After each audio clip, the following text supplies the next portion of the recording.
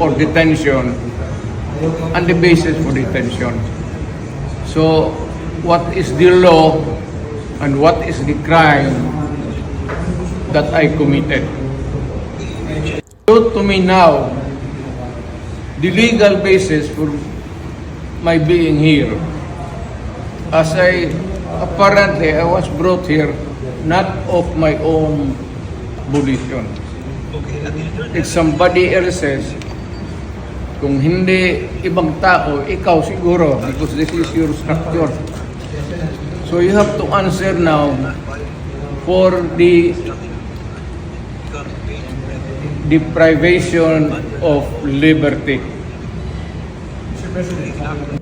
General naman kayo. Alam niyo ba na hindi man lang siya na-serve kung anong kaso kung pinag-charge sa kanya ngayon? Hindi niya alam. No? Kahit na PI man lang. Alam mo, ang charge sa kanya nasa dyaryo lang. No? And then, hindi pa kayo na ganito ginagawa natin. Sumusunod tayo sa isang entity na hindi na tayo membro. Nag-withdraw na tayo. And yet, sir, you are the Prosecutor General. Yes. You know how to exercise due process. Before you can even file charges, you have to file a complaint. We have to file a counter affidavit. Without doing those procedural process, here we are being issued a warrant of arrest, questionable warrant of arrest. Ano ba naman ito, sir? Sir. There's naman doon blooper, puro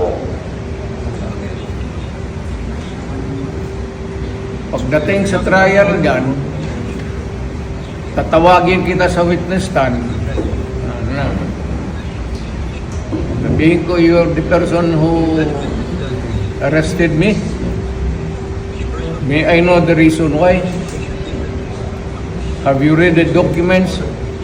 Or at least, have you read the case at that time when you made the arrest? So that you would be guided to what you should know. Yan lang yan.